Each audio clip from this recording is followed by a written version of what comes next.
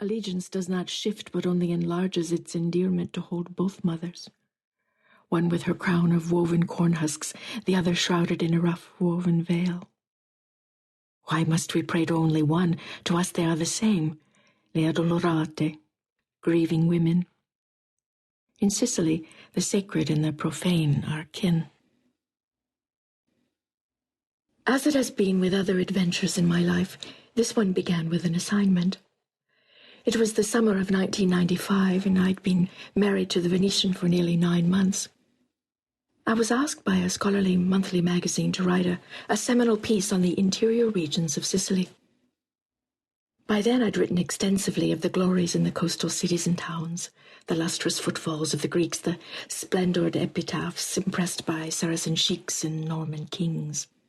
More even had I written of the archipelagos where Aeolus's winds still whine and screech among the violent crags of these unornamented outposts of the world as she was. Now it would be to the high fastness of the mountains that I would go. I'd suspected that I was not the editor's first choice among the qualified journalists writing in the English language. And even before my departure, my suspicions were summarily confirmed. Several people had already turned down the job, including one staff writer who'd lived in Sicily longer than a decade. The reason? It was the same as the warning railed down upon me by other colleagues and friends. The center of the island is an aloof and pathless place, and the colossal silence of it all is reflected in its people. But I said that silence is the admission of mystery, and I said that mystery is good. On shrinking, the caveats served only to intrigue. But it was not just Sicily that was on our path that summer. My husband and I would spend 3, perhaps 4 months roaming all the regions south of Lazio, south of Rome. Exploration and research for a book. All along the southern routes we met with an almost sacrosanct kindness. There was beautiful food at the humblest tables, people who laid down their shovels or mops, who descended from tractors or the backs of mules to guide and inform and encourage. Swept away by this generosity, we approached the mountains unguarded.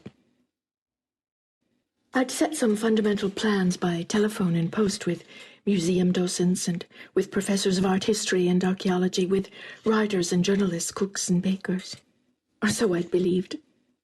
My professional welcome seemed relatively assured. Once arrived at the first destination and taken the most perfunctory measure of the place and those few of its inhabitants who showed themselves, I understood my error.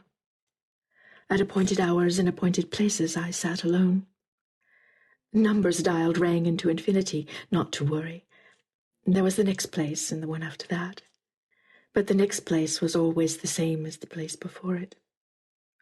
Nearly 2 weeks had passed when, having purposefully left my once precious roster of names and numbers behind in a hotel room, I began a spontaneous campaign directed at the locals. Elegant business cards from a celebrated American magazine proffered to tourist office workers or museum guides or cleaning ladies or baristas or old men playing cards beneath the scrawny shadows of a clump of eucalyptus.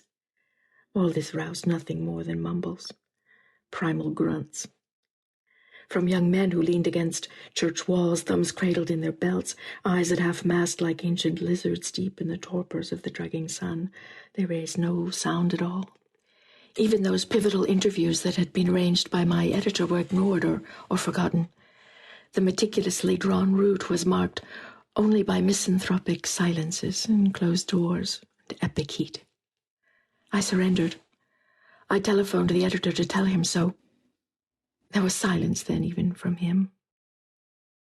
The weight of the work put aside, Fernando and I say we'll wend our way down from the mountains and head southwest toward Agrigento, or perhaps southeast toward Noto, almost anywhere away from here. But first, a day or so to recover, to rest in an even minimally cordial atmosphere. In a bar one morning, I risked posing a question to a pair of military policemen whom we'd seen, same time, same place, for several days running. Could they suggest a place where we might stay out in the countryside, a small hotel, a pensione? Unexpectedly, they say yes. There is a woman they'd heard of who receives guests, when she chooses, offering room and board and hospitality. The concept of hospitality in this